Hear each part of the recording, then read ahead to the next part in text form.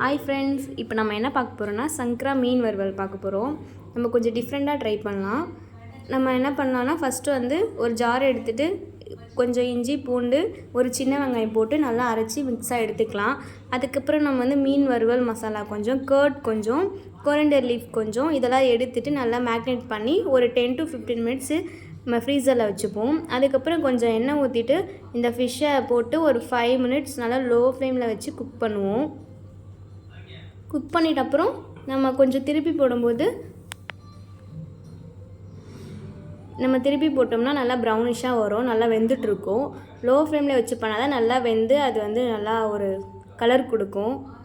அதுக்கப்புறம் கொஞ்சம் கருவேப்பிலை ஆட் பண்ணிக்கலாம், நல்லா டேஸ்ட் வரும். ஆட் பண்ணிவிட்டு இந்த மாதிரி லோ ஃப்ளேம்லேயே வச்சு குக் பண்ணுங்கள். இப்போ மீன் வறுவல் ரெடி ஆகிடுச்சு நம்மளுக்கு. இப்போ நம்ம வந்து டெக்கரேஷனுக்காக நம்ம எடுத்துக்கலாம். வாழை இலையில் சர்வ் பண்ணிங்கன்னா நல்லா டேஸ்ட்டாக இருக்கும், ஹெல்த்தி ஃபுட்டாக இருக்கும்.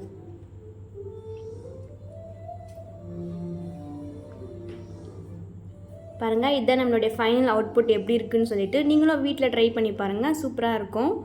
ஓகே ஃப்ரெண்ட்ஸ், பாய்.